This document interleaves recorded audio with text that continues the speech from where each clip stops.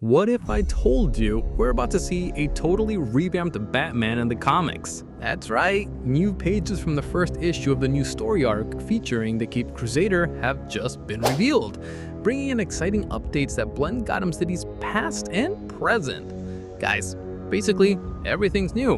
New costumes for Batman and Robin, a new Batmobile, a whole new Gotham City, and so much more. Today we're diving into this because there are plenty of fresh updates that are sure to shake up the Dark Knight's universe. Starting with an interesting detail, Gordon is back at the GCPD, now working as a street cop patrolling alongside his new partner. Just a quick recap for those who haven't been keeping up with the Batman comic lately. Gordon stepped down as commissioner a while back during the whole battle against the Batman Who Laughs, and since then he's been acting more like a private detective. On Batman's end, he's on a mission investigating a breakout at Arkham Tower, where Killing Croc made a surprising appearance. This character has escaped and now the Caped Crusader needs to figure out what's going on. In the new pages, we also get a glimpse of Commissioner Savage, along with scenes of Batman driving the Batmobile and interacting with Alfred's artificial intelligence. Yep, the new Batmobile is the one shown in the image, and it really does remind me of the Batmobile from the Batman, right? After Random Savage as Commissioner, that's something I've never seen make much sense. Honestly, I hope they sort that out pretty quickly, so let's wait for more stories to unfold. One of the standout illustrations comes from artist Jorge Jimenez, showcasing a fresh Gotham City with fascinating details about the media and daily life there. In this artwork, we can spot several interesting Easter eggs that really set the tone for this new Gotham in the comics, like an ad for bulletproof vests suggesting they might be a common accessory here, which definitely gives it a darker and more modern vibe. Speaking of Gotham, the artwork reflects a blend of past and present. The architecture still carries that iconic Gothic design we all know, with gargoyles and all, but it also incorporates contemporary elements that remind us of major cities like NYC. You can even find references to the Silver Age of comics with exaggerated items like the giant typewriter, bringing a nostalgic charm to the narrative. There's also a sign that's an Easter egg from Batman the Killing Joke, which says, "You don't have to be crazy to live here, but it helps." While the sign from Arkham Asylum in the Killing Joke reads, "You don't have to be crazy to work here, but it helps." Plus, speaking of Gotham City, Matt Fraction, the writer for this new phase, emphasizes that we're seeing a Batman adapting to Gotham's resilience, a city where it seems the villains are in control. Also, the writer highlighted during San Diego Comic-Con the complete map of Gotham City.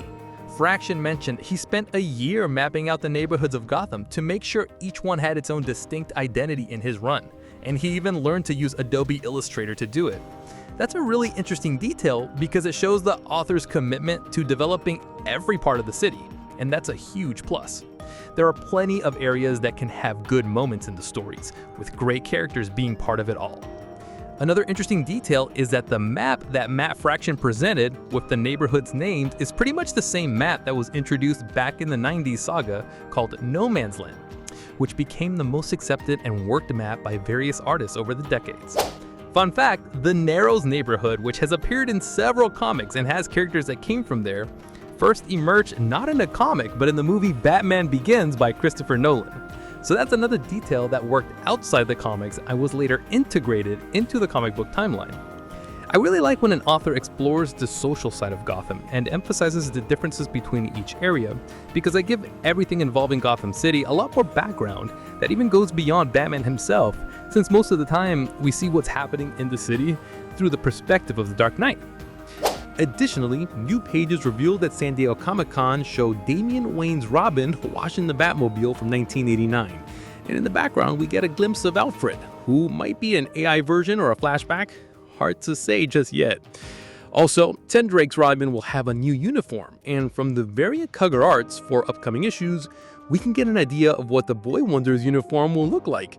I'm taking this outfit even if I missed some green on the sleeves or pants, but it still turned out pretty cool. Another detail I like is that it looks like Tim Drake will be taking center stage in this new beginning for Batman, with variant covers putting a spotlight on him. There are also examples of Tim Drake in art that resemble covers featuring only Batman. And speaking of cool, the variant cover art for issue 2 actually complements the variant cover art for issue 1.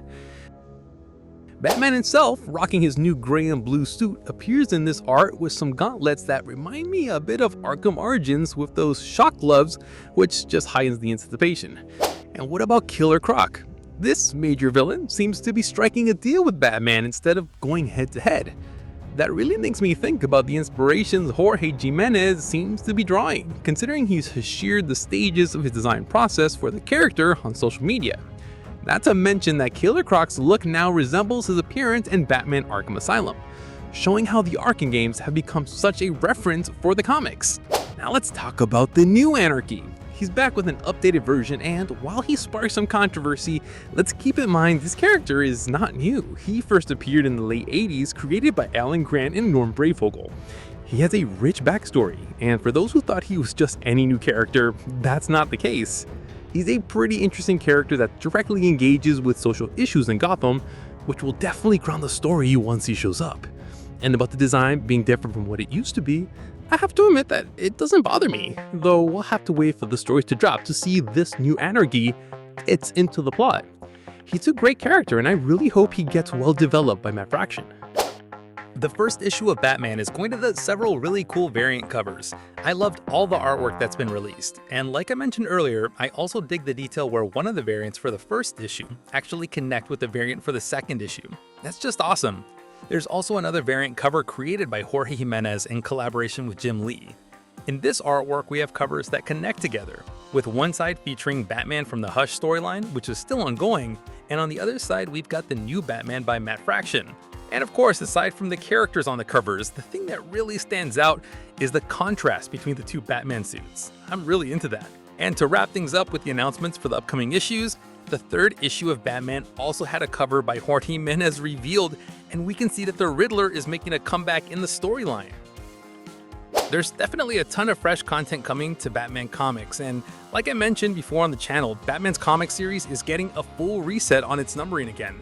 The last time this happened was at the start of Rebirth, and now DC's doing it once more.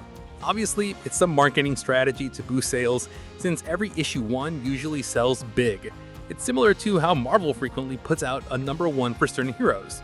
It's a valid strategy considering how welcoming issue 1s tend to be for folks who haven't jumped into the comic universe yet.